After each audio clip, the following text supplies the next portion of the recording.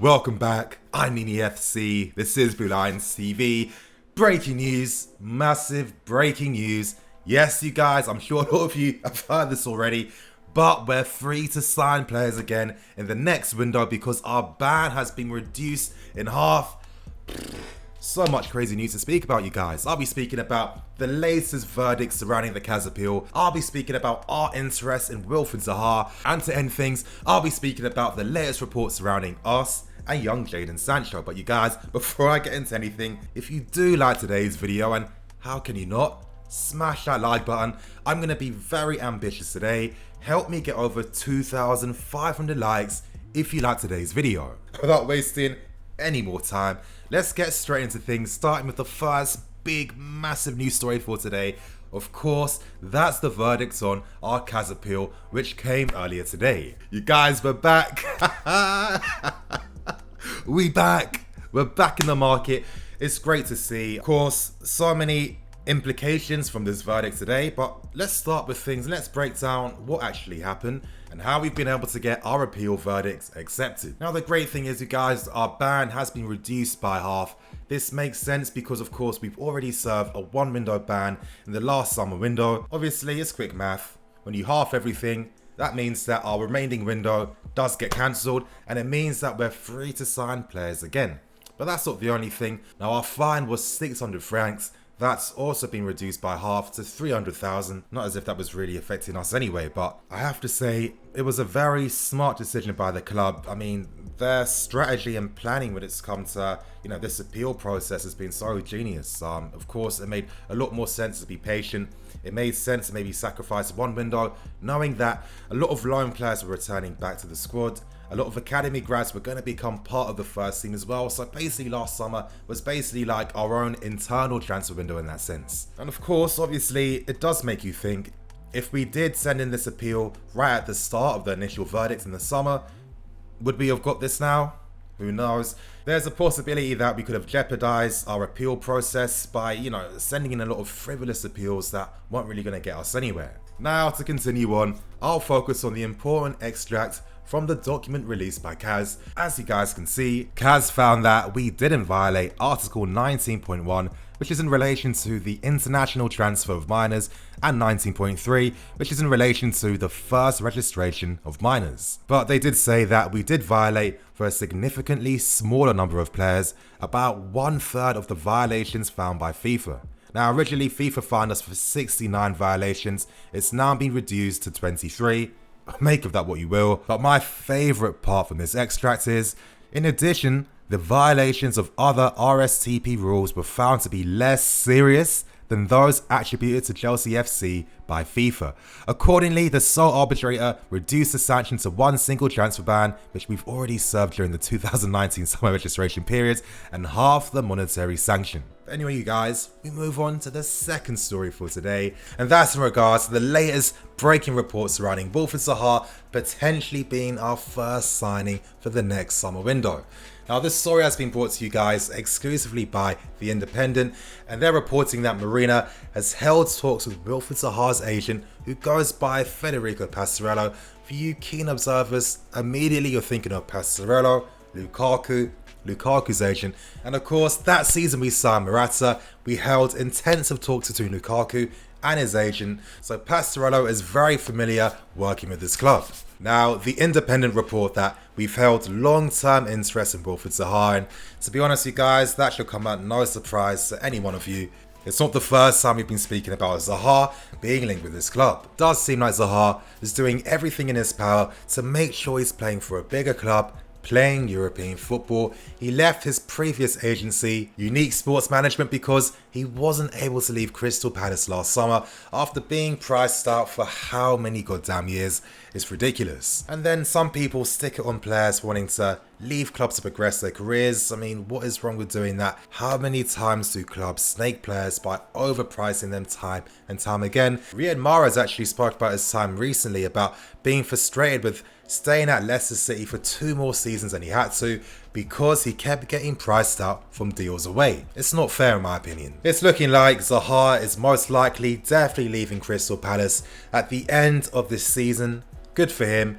And for this part, you guys, I'll be giving my thoughts and opinions on the player and whether he makes sense signing for us and whether in fact we actually need him. Now, instantly, and it's not the first time you've heard me say this, but Zaha really is one of the best attacking players in the league. The things he's been doing at Crystal Palace, a team very limited, a team that doesn't really play to his best strengths time and time again. You know, Zaha literally has to be a one-man army to help Crystal Palace get 3 points every single week. He's been so instrumental in helping them stay up in the league, and he provides that threat and X factor that they need to actually compete in this league. When you further break down the player, he can play down the left, down the right, in the middle and up front, so immediately you can see the value of signing a player like this because he has so many roles and uses that could be incredibly important for a team as the season progresses. It's fairly obvious that Willian and Pedro are most likely leaving at the end of the season, so it means that we have 2 spots available. Now let's say hypothetically one spot is going to be for Jadon Sancho. Then for the 4th option, I guess it would make sense to sign a player that is suited to play in multiple positions, because that way it justifies why signing him would make a lot more sense. And maybe we aren't even seeing things completely clearly. Now we know that we want to sign another striker, but we know that when it comes to signing players in the window, things can become very difficult at times. You don't always get the options you want because of circumstances and context that happens in the window. Let's say we can't sign a striker because we want to spend 100+ million on Jadon Sancho. Well, then signing Zaha makes even more sense because then he acts as a backup to Tammy Abraham. I mean, Zaha can play in multiple positions to a very high level. He's shown that he's a much better player than the player that first signed for Crystal Palace. His end product is amazing. He's a top class player. He knows how to get goals that win you games. I'd be happy with the signing. I'd be happy because it tells us that maybe potentially we won't be signing a striker to be back up to Tammy Abraham. Zaha might just be that guy. Certain games will need him. He's going to be available. And I think, honestly, this could make a lot of sense. I mean, think of that front line, you guys. Pulisic, Hudson-Odoi, Zaha, and Jadon Sancho. The skills, the finesse, the flair.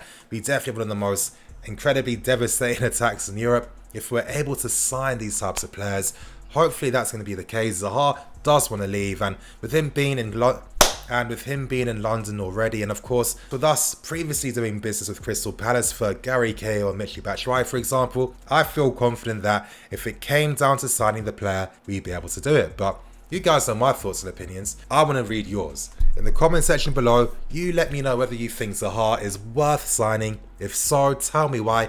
And if you don't think so, please explain why, giving context. But now, before I move on, I have one more thing to add to the story. I got this information quite early today, so of course I had to add it in today's video. I've heard that Zaha's dad really wants him to sign for us. And to add to that, I've heard that finances have been agreed already. I'm not too sure exactly what that means. Does that mean that both parties have already agreed financial terms? I'm not too sure. It was quite vague, to be honest. But what isn't vague is that personal terms between the player and us haven't been met just yet. But of course, this is very exciting news because it's looking very likely that maybe Zaha could potentially sign for us. Who knows? Maybe in January, now the window's open now, or maybe in the summer. Of course, Zaha would cost a lot more money to sign in January, but when you consider that we've sold so many players, we haven't spent any money on top of that as well. If we have to spend 10%, 15% extra to bring the player to the squad, to add to the squad right now, then I'm here for it. It makes a lot of sense. And I really feel like Zaha would be a great addition to the squad and to this team. But now, you guys, I end things with the final story for today. And of course, I have to talk about young Jadon Sancho himself and the latest reports surrounding the player and the club. Now, this story has come from goal.com, and they're stating something that's not too surprising anymore. But the 2 clubs in the front running to sign the player are us and Man United. However, goal.com are stating that we are currently the favourites to sign the player, and when you deep it and think about it for a second, well, it's really not too surprising. Now, there are 2 main reasons why goal.com state that we are currently the favourites to sign Jadon Sancho. The first reason is due to the fact that we want to spend more money than what we spent on Kepa. Yes, we are willing to break our record transfer deal to sign a player, which is always great news to hear. And of course, the second most obvious reason is that Jadon has so many friends at the club right now. Guys like Tammy Abraham, guys like Hudson-Odoi, guys like your Masons, your Ficks, all these players at the club right now, it makes a ton of sense. Now let's keep things really real for a second now. This story isn't too surprising, it's not something new. A lot of you could just make it up in your heads because it does make a lot of sense because it's obvious. But one thing that isn't exactly obvious are the players that Dortmund are potentially looking to replace Sancho if he does decide to leave. And they happen to be two Brazilian players. One player is called Anthony and he plays for Sao Paulo, and the other player is called Everton and he plays for Grêmio. So that tells us one interesting thing, that Dortmund are planning for life away from Sancho. And that's what I want to see, you guys. That's what I want to be reading this January. I want to start reading about all the players that Dortmund want to sign. How are Dortmund going to spend that Sancho money when they sell the player? Now, when they sold Dembele, they got about 105 million. So you can expect Borussia Dortmund to expect to get more money for Sancho compared to Dembele. So whenever you see players being linked with Dortmund, start to feel confident, start to feel optimistic, because they're planning for life away from Jadon Sancho. Anyway, continuing on with the story, and is Sancho the right player that we want to sign to help us improve for next summer? Now let's deep for a second that he's going to cost more than 100 million. Now this guy's going to cost a ton of money, and when you spend that type of money, you do need to be a bit responsible. You need to have a lot of faith in the player that he is going to produce the goods and make stuff happen. When you have players like your Zahas, your ZX, your Nereses, all these guys that play on the right wing, does it make the most sense to sign Sancho for over 100 million, especially when we have a recent history of our record signings not really living up to task? If I'm going to be honest, I think that's a separate topic for another video because I could really go to some next different tangent right now. But let's focus on some positives instead. The first positive is we have a very strong possibility to offer Sancho Champions League football for next summer. That's one thing that Man United might not be able to do. And the final reason is there are going to be spots available in the team. With guys like your Williams and your Pedros looking very likely to leave the club, well, that means that Sancho has the opportunity to play in the team because the competition has died down. Most big clubs in Europe cannot offer that type of assurance to a player, and that's definitely one advantage that this club has. I really feel like we need to sign Sancho. I think that if Sancho signed for us, it's going to be the best decision for his career. He'll be signing for a club that's very pro-youth. He could potentially play under a manager in Lampard that understands how to use players at this age. He understands how to create that best, perfect working environment for these guys to improve, develop, grow. He could work under a manager that knows what it's like to work with young players. He knows what it's like to create that environment to get the best out of young players to really grow and exceed and to fulfill all their potential. And of course, let's not forget that Sancho will be signing for a club where all his boys are currently playing at. Think about the energy, think about how the team dynamics could work. All these guys are quite similar in their age. They all have that ambition and that mentality to really grow and improve as players. And if you're Sancho and you're signing for us, well, that's something that you adopt to. And I think that's something that he'd really like. And of course, think about the legacy potentials. Let's not forget that a lot of the guys playing for us right now could also be first team players for the England national team. Of course, we're envisioning seeing Hudson-Odoi and Sancho playing in the same team down either wing. That's a reality that I do want to see happening next season.